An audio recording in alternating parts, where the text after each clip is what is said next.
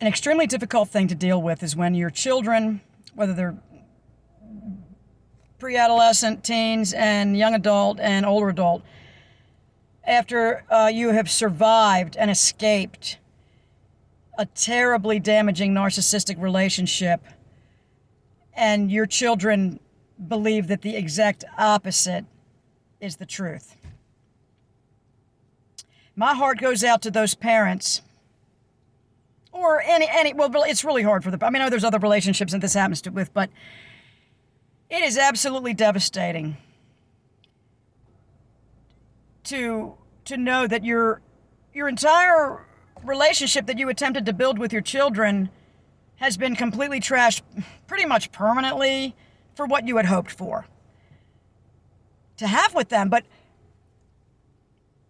it's happening to so many people that I really stopped beating myself up over it, and I realized that because of my emotional dysregulation in front of them and the way that this person tore me down, and I was totally devastated all the time in front of them for many years, they were very easily led to believe that I was insane, simply insane. And I was the cause of all the problems and this, that, and the other. And when really most of these problems would not have happened whatsoever if this person hadn't been completely destroying your psyche and your soul for many years. And then you just blame everybody else for your problems. I'm sorry, when somebody's beating the living fuck out of you, your broken bones are their fault. I mean, they did do it, you know what I'm saying? And they can't, but they can't. They just, they can't grasp it. And one thing I realized recently, well, not even recently, in recent years, I realized more what the word projection means. I used to think that when they use that term in the psychological arena, that they're just projecting their hatred onto you. They're just projecting and I'm thinking, this is a really negative thing, like, they're thinking that you're a monster like them. Well, what I realized it also means, or I don't know if it means that or not. I mean, this is all like, they're psychology, and you're going into this arena where they're saying, okay, now these words mean this in this setting. I was talking to my youngest daughter the other day, and I said, and I was hoping to God that if she wouldn't, well, we were on the phone, thank goodness. So I was able to, if she was to misunderstand me in that moment, I would be able to quickly make her understand. But she did understand what I'm saying.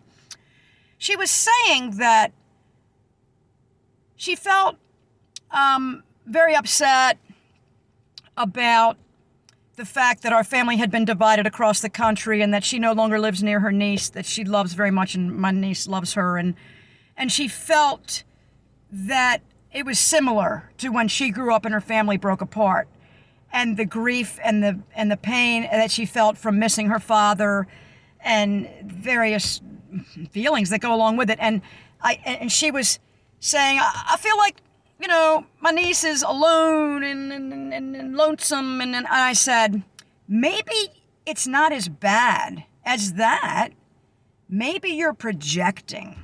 And she's like, yeah, I am. I'm imagining that she feels like I felt. And I said, that's exactly what I was trying to explain for years to my children when they were not yet at an age or understand, but they could even understand what the hell I'm talking about. I told her at that point, this is just the other day now, I said, it's all I had to go on. When you're a parent, all you have to go on, if you do not have supportive parents or whatever, which I didn't have, is how you personally felt as a child. And then you parent that way. Oh, God help them all. God help the children.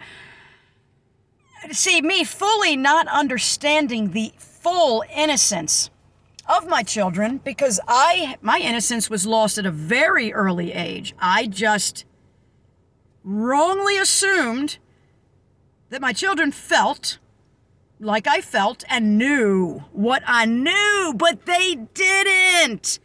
So when I parented, or whatever the hell I was doing, interacting and trying to relate and explain, they had no vantage point or places. They had no idea where I was coming from, because they didn't have that loss of innocence at age 3 or whatever. They didn't have it.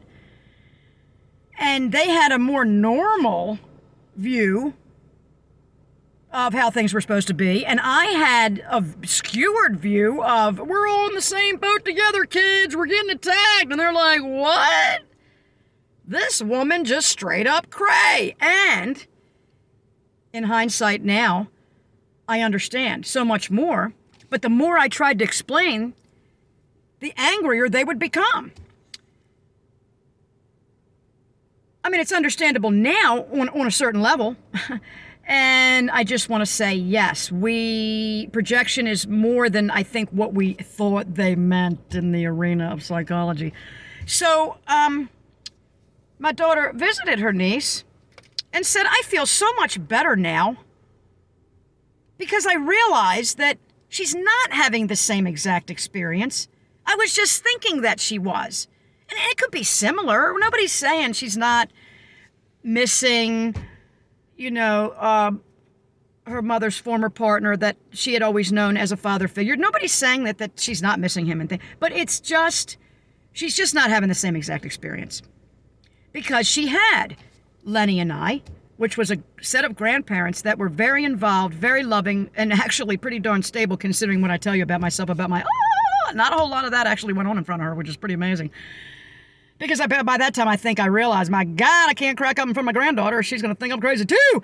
So she didn't have the same experience. Projection is what it is. I mean, I think it's more than what they're saying. I mean, we can make it mean more than what they're saying. Anyway, here, Lenny's calling. See you later, YouTube. Thanks.